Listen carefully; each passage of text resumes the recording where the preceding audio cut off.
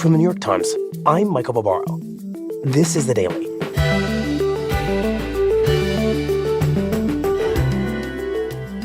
The horrible U.S.A.I.D, the horrible things that they're spending money on, it's got to be kickbacks, you know. As President Trump demolishes the government's biggest provider of foreign aid, the United States Agency for International Development, which he calls wasteful and misguided. It's absolutely obscene, dangerous, bad, very costly. I mean, virtually every investment made is a con job. He's ending a 60-year bipartisan consensus about the best way to keep America safe from its enemies. Today, my colleagues, State Department reporter Michael Crowley and health reporter Stephanie Nolen, on the rise and fall of U.S.A.I.D and American soft power.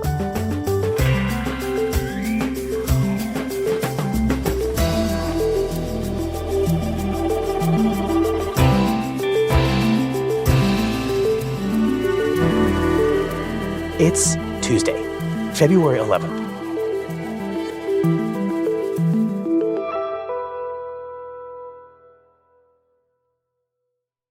Michael, as we speak to you, U.S.A.I.D has basically been dismantled. A judge has paused elements of that dismantling, but the writing is very much on the wall. It's a shell of itself, so much so that its name has literally been removed from its headquarters in Washington.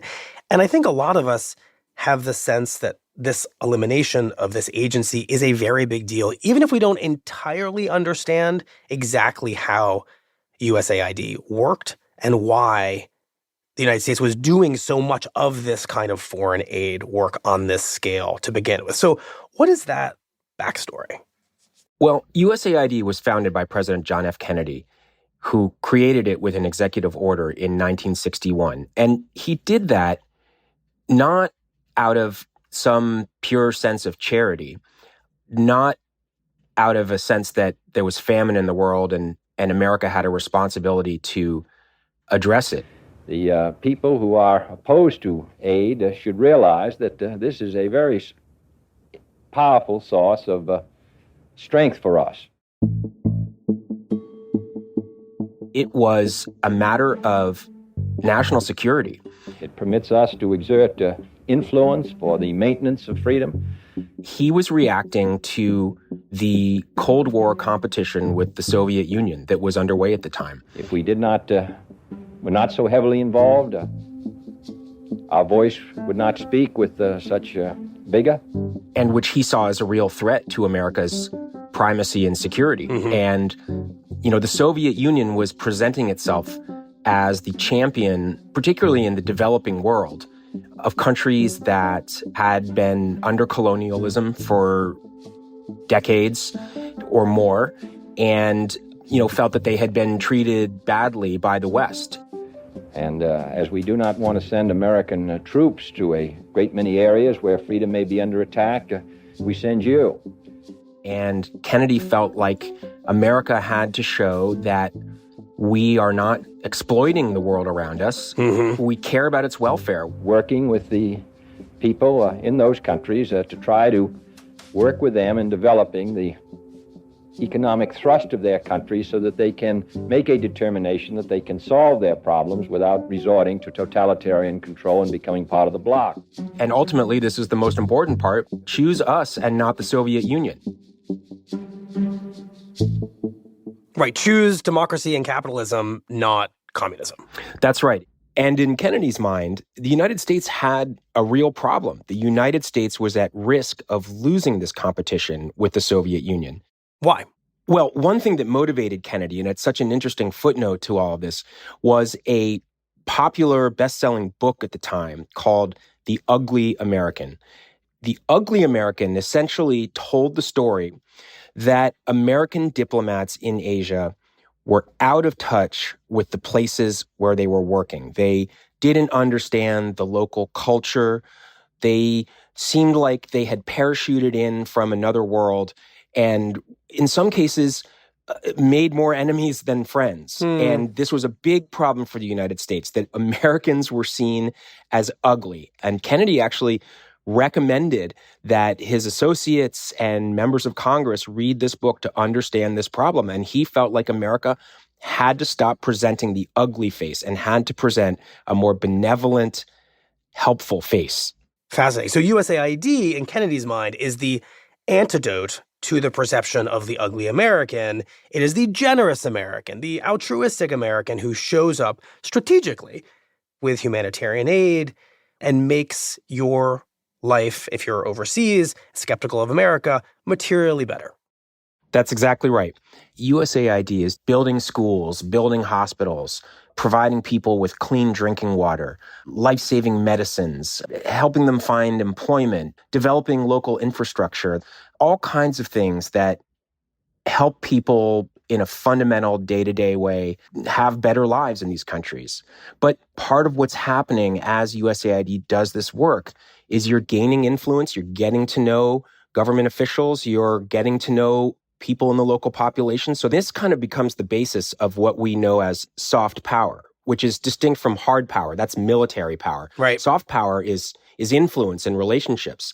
And a bipartisan consensus forms around the value of soft power as an instrument of American foreign policy going forward for decades. And so Kennedy launches U.S.A.I.D., but year after year, presidents of both parties accept U.S.A.I.D. as a central part of American foreign policy. I have to imagine, however, that when the U.S. wins the Cold War by the end of the 1980s, the early 1990s, that this poses something of a challenge to U.S.A.I.D.'s purpose. It does. But at the same time, some pretty good new rationales emerge for the continuation of a robust U.S.A.I.D. Why? Because after 9/11, America realized that the Soviet communist ideology that threatened us had been replaced by a new ideology. It was a terrorist ideology. It was Right. a radical fundamentalism that was emerging from parts of the world where U.S.A.I.D. did a lot of work. And that terrorism really flourished in countries where there was instability, weak civil society. Mm-hmm. You know, when a state collapses entirely, that becomes a breeding ground for radicalism. And so there was a new value placed on American aid programs in countries that could maintain stability, try to help find jobs for people who might otherwise turn to radicalism, all kinds of programs that were perceived as being part of the mission of combating worldwide terrorism. Right. But it's also during that period that we see some of U.S.A.I.D.'s real limitations and, frankly, some of the most wasteful projects that it's ever undertaken. Huh, like what?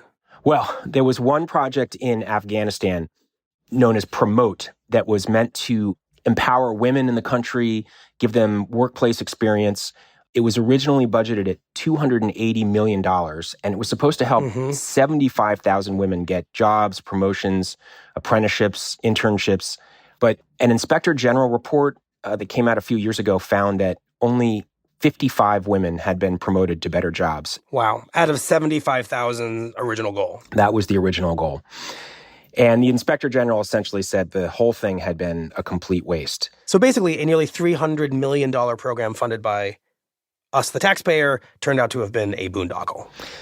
Yeah, basically down the tubes. So, look, you might cut them some slack for having been in a war zone. A lot of projects were tried by a lot of different parts of the U.S. government in Iraq and Afghanistan that just flopped. Right. Even granting that, U.S.A.I.D. has maintained strong bipartisan support for years and years. And the view of both parties is that not every project is going to work perfectly. Not every dollar is going to give you an ideal return. But that at the end of the day, relative to the national budget, U.S.A.I.D. does not spend that much money. And actually, overall, you get a good return on your dollar. And you're getting real value for American interests. And that U.S.A.I.D. is important to continue and support. That it's really good for the United States of America. Perhaps the clearest example of how U.S.A.I.D. exerts American soft power is through the work it's done in public health. And to understand that, I spoke with my colleague, global health reporter Stephanie Nolen.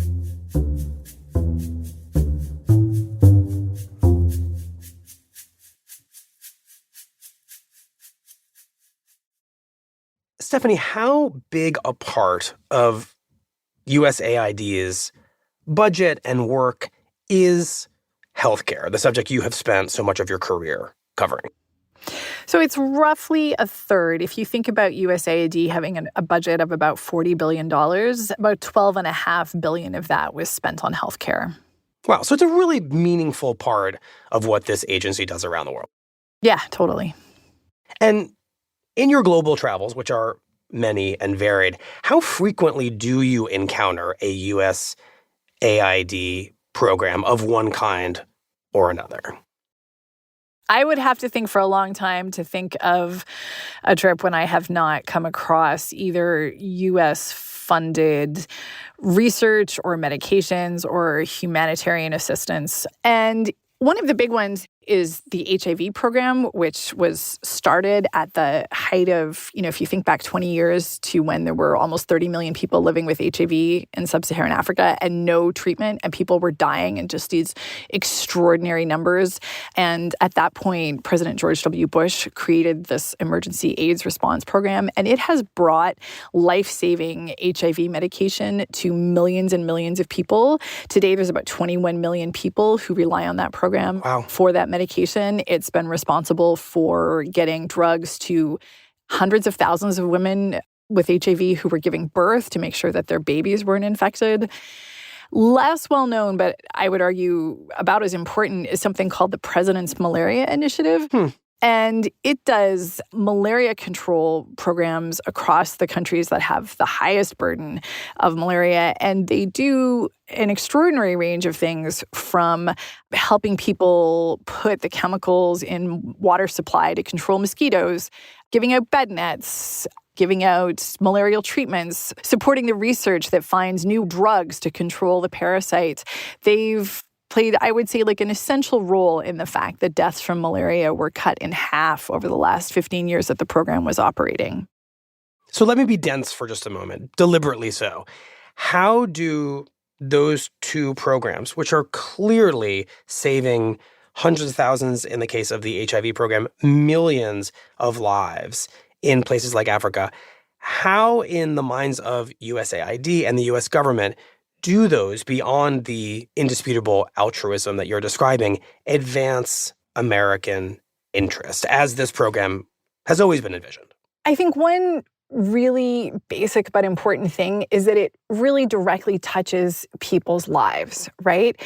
You're getting help, and it's made clear to you where that help is coming from. So the medications you get, emergency supplies, tents, food aid, it all comes branded with the words, "a gift of the people of the United States," right? And it's a message from the U.S. government saying, we are here for you in this difficult moment, in your moment of need. We are a compassionate and benevolent actor. We are good guys who care about you. We're on your team. And that's like viewed as laying a kind of cornerstone for a positive foreign policy relationship. Right. This is essentially President Kennedy's vision of U.S.A.I.D. from the beginning, which we just talked about with Michael Crowley. This is the opposite of the imperialistic, ugly American image that Kennedy was trying to fight. Exactly. You're taking your baby in to get TB medication, and the little counter that they're sitting your kid up on to weigh and examine them has a little American flag in the corner.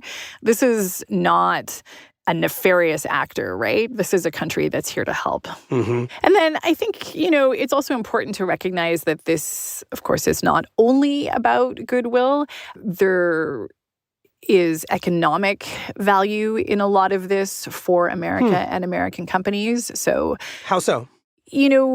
As I look back over kind of 25 years of covering the response to the AIDS epidemic, keeping those people alive was the right thing to do, in human terms, it also had economic payoff, right? Like, I used to go to Zambia, for example, and report when close to a third of people who would be your productive workforce, like people between the ages of about 18 and 45, a third of those people had untreated HIV. Right. So now, today, 20 years later, thanks in large part to this U.S.-funded program, almost all of those people with HIV are on treatment. They're back to work. They don't even think about it. And that's obviously incredibly valuable for them, for their families. But it also had an economic impact on the country, right? Like, it became a much more economically stable country when it was not being crippled by HIV. And is it kind of grim to think about it in these terms? Sure. But if you're looking for a justification for the investment of American taxpayer dollars, well, Zambia has a very busy mining sector. The U.S. has a lot of mining interests there, including agreements for electric vehicle supply chains. So I think it's pretty clear that this was the right thing to do in human terms. It also had direct economic benefit to the United States. That might sound kind of very pragmatic, but you're saying the reality is that when the United States does right by the people of Zambia by giving them HIV drugs and saving their lives, they happen to ensure the country's economic health persists in a way that way downstream benefits Americans and the American economy, which really does feel like the ultimate win-win version of foreign aid. That's exactly right. And every year or every couple of years, a U.S.A.I.D. partner country kind of graduates from the roles of foreign assistance and stops being a country that's getting U.S. aid and becomes just a trading partner. Like, there is ultimately long-term economic payoff in something like helping a community get bed nets and malaria treatment in all of their rural clinics. And you're suggesting that that journey from being dependent on foreign aid to becoming a potential U.S. trading partner, that journey seems unimaginable if these countries can't surmount their overwhelming HIV and malaria problems to begin with, which is what the American assistance allowed them to do. I think this gets to another point, because these countries that have received all of this assistance, we imagine them, becoming global actors who are also American allies. Right. And, the U.S. is not the only country capable of providing this kind of assistance. When I go to Zambia these days, I actually see a bigger presence from China than I do the U.S. And so not only, is the U.S. attempting to buy some goodwill, but they're occupying space that otherwise might be taken up by other people. So it's also sort of a deliberate foreign policy play in that way. Well, I think that brings us to the moment we're in, right, where President Trump is inaugurated, looks at this agency, and sees a lot of problems. I mean, is he right to think that there is some real cost cutting to be done at U.S.A.I.D., putting aside the extent of it for just the moment? I will say that everyone I have ever spoken to who works for U.S.A.I.D.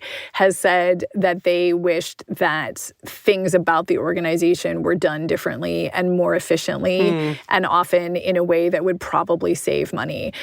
I don't think I've ever met anyone who worked there who would not have said that there was room for significant improvement and lots of ways that things could have been done better. But I don't think any of those people would have said that even badly needed reform would look like what we've seen in the last few days. Of total dismantling and in a very real sense, a shutting down of U.S.A.I.D. Yeah, it's the complete eradication of this agency with this 60-year history in hours, basically. I mean, I feel like I watched it dissolve in real time.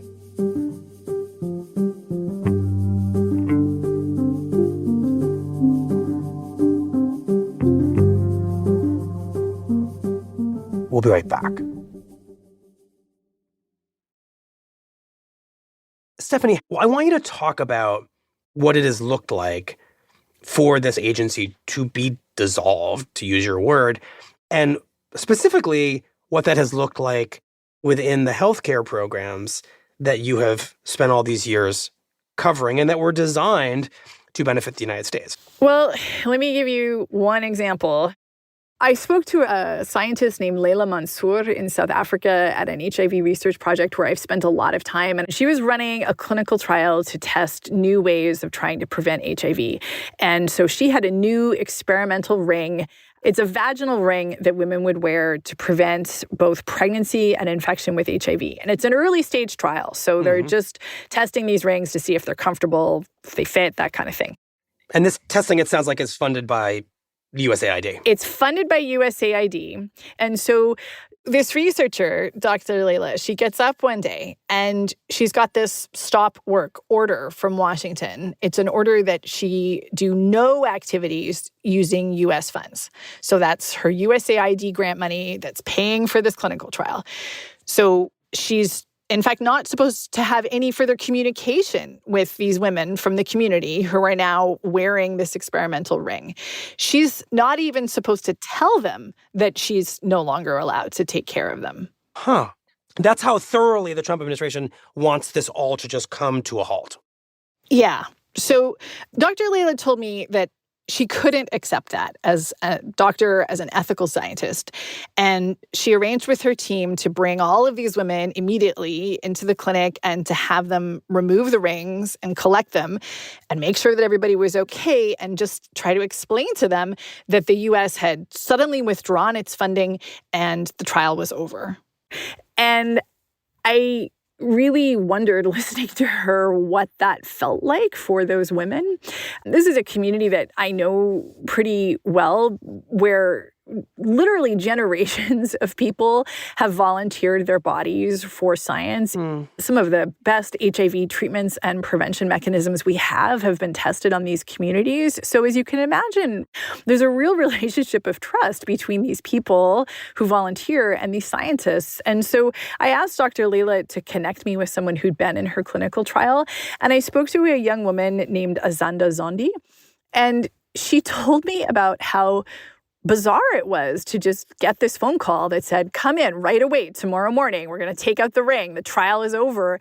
And she told me how, she and the other women in the trial were talking to each other saying, like, what do you think has happened? And of course, the explanation they've been given is like kind of a non-explanation, right? Which leaves you wondering, and she said, really fearful. And are you being told the whole truth and what's really happening?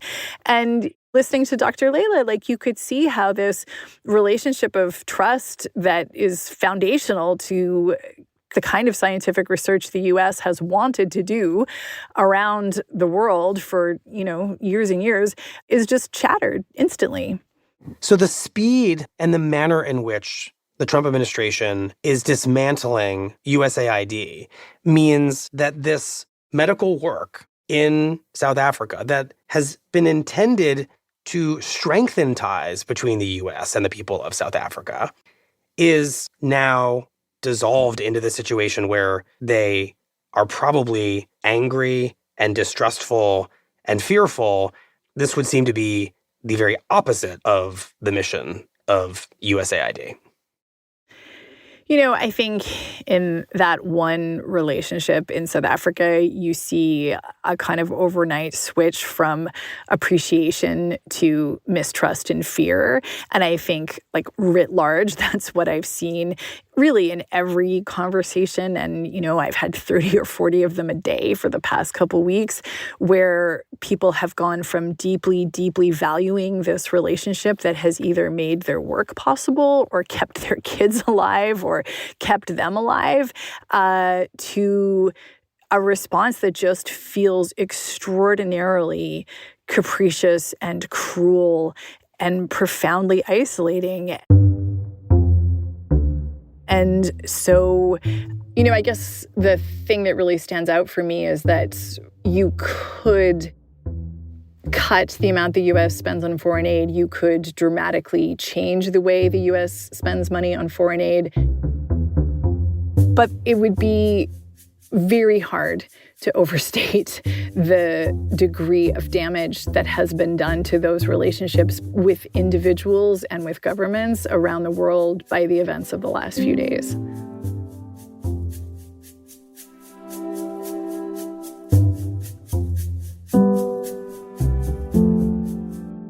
So, Michael, if, as Stephanie Nolen just explained very clearly, USAID's work, generally speaking, advances America's interest overseas, with a full awareness of its potential for bloatedness and wastefulness. But if it generally delivers still on Kennedy's vision of soft power, why, if you are Donald Trump and those around him, eliminate it? Well, Michael, Trump and the people around him have never had much interest in the use of soft power. Trump is a hard power kind of guy. He's not about winning friends and influencing people through favors, charity, sweet talk.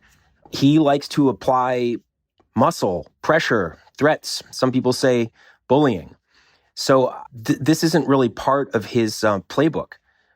And a lot of this work is done in parts of the world about which he's spoken derisively, including Africa, where a huge amount of USAID work happens.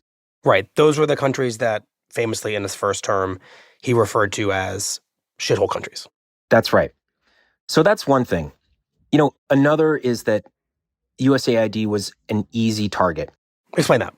One of Trump's highest priorities, clearly, is really trying to break the bureaucracy, trying to purge federal workers, trying to dramatically shrink the size of the American government. And, Americans, generally speaking, are very skeptical of foreign aid. So I think USAID has almost become a test case or a trial run for Trump's larger plans to smash apart the existing bureaucracy, purge thousands of federal workers, and shrink the size of the federal government. What's interesting about the way you're framing this is that it's tempting to see what Trump is doing as, first and foremost, attacking, dismantling the idea of soft power. You're saying that may be incidental to dismantling the federal bureaucracy and that you can't really disentangle the two missions. But I'm still curious why, based on your reporting, the president wants to dismantle USAID so quickly, so haphazardly, in a way that, frankly, pisses so many people across the world off. Well, it's a little bit of a mystery, Michael, and I think that we've seen clues to what the answer might be.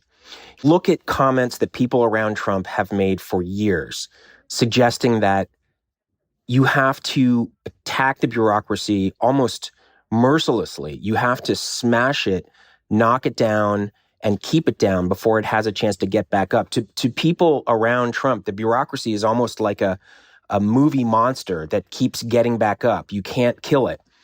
And I think that there's a sense that you have to deal a knockout blow quickly before the courts, members of Congress, the unions, all these other factors can come in and start fighting back. Now, that doesn't mean that USAID has no defenses. The courts are already involved. We'll see what happens. But the strategy, I think, is speed kills.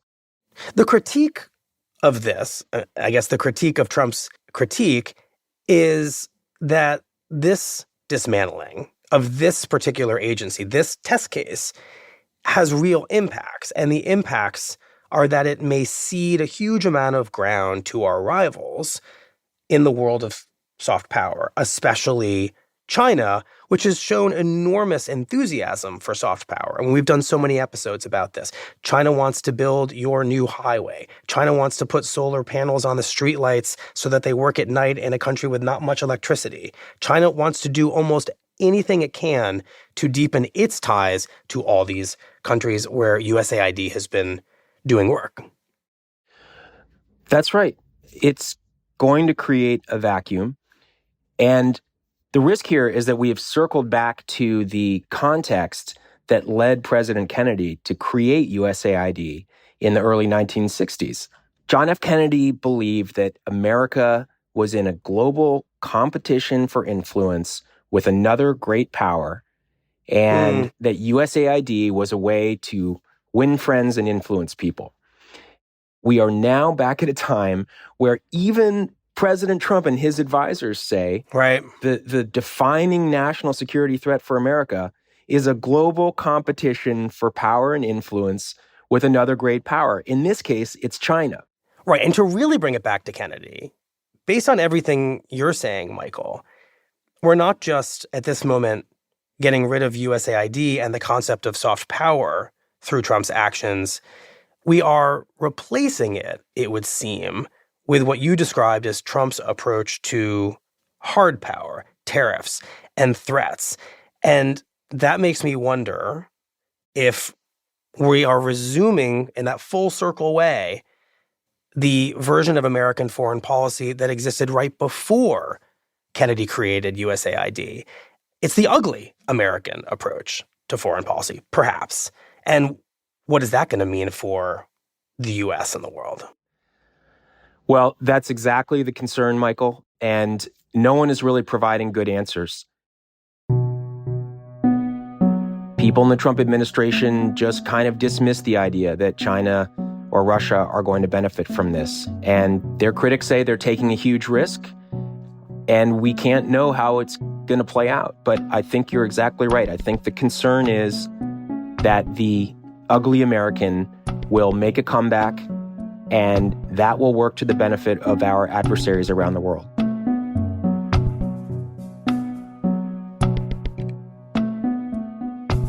Well, Michael, thank you very much. We appreciate it.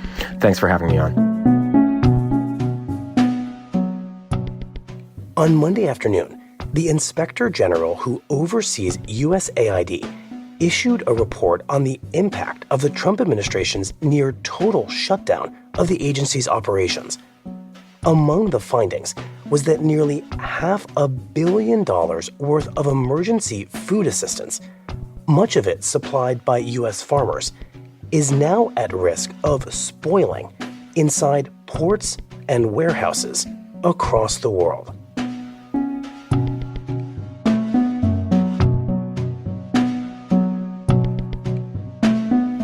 We'll be right back.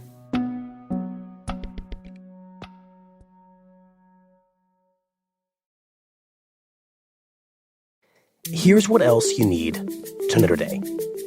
On Monday, the Trump administration told federal prosecutors to drop sweeping corruption charges against New York City Mayor Eric Adams, who has made repeated attempts to curry favor with the new president since his inauguration.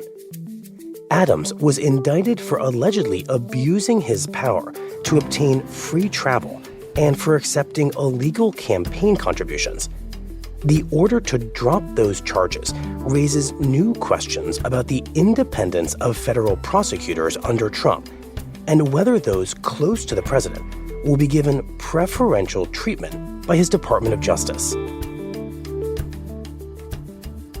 And in his latest trade maneuver, Trump has imposed 25% tariffs on steel and aluminum imported from every U.S. trading partner.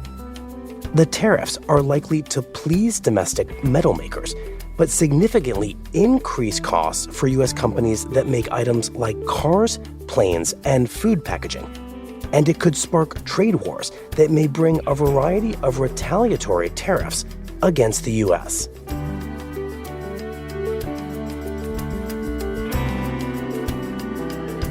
Today's episode was produced by Nina Feldman and Rochelle Banja. It was edited by Mark George. Contains original music by Pat McCusker, Marian Lozano, and Diane Wong, and was engineered by Alyssa Moxley. Our theme music is by Jim Brunberg and Mel Landsberg of Wonderly.